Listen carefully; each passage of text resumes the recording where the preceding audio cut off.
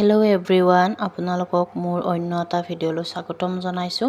আশা কৰোঁ ভিডিঅ'টি সকলোকে চাব। আৰু আজি মই মাটিমাহৰ দাইল বনাম। এয়া মই পিঁয়াজ, জলকীয়া, আদা, নহৰু পেষ্ট ধুনীয়াকৈ এইখিনি মই ভাজি ল'ম ৰঙচুৱাকৈ। আৰু আজি মই মাটি দাইল বিলাহীৰ লগত বনাম।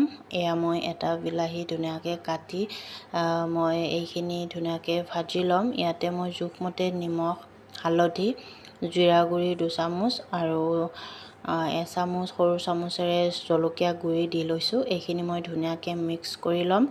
আৰু বিলাহীখিনি গলি যাবৰ কাৰণে 5 মিনিটমান সময় লাগে বাৰু।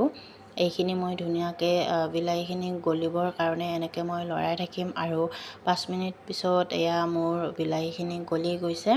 আৰু ইয়াতে মই ধুনীয়াকৈ মাটিমাহৰ দাইলখিনি মই দি দিছোঁ।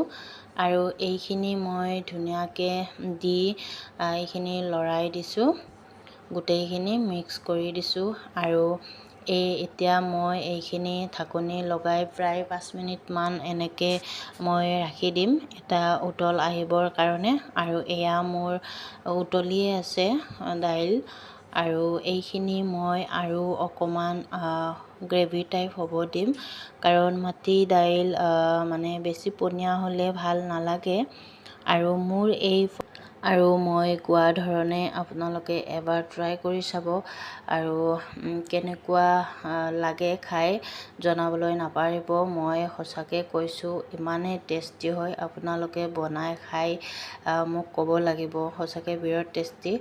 আৰু আমিতো বাৰু ভাতৰ লগতো খাওঁ, ৰুটিৰ লগতো খাওঁ। আৰু যিসকলে ভাতৰ লগত খাই ভাল পায় ভাতৰ লগত খাব, আৰু কিছুমানে ৰুটিৰ লগত খাই ভাল পায় ৰুটিৰ লগত খাব।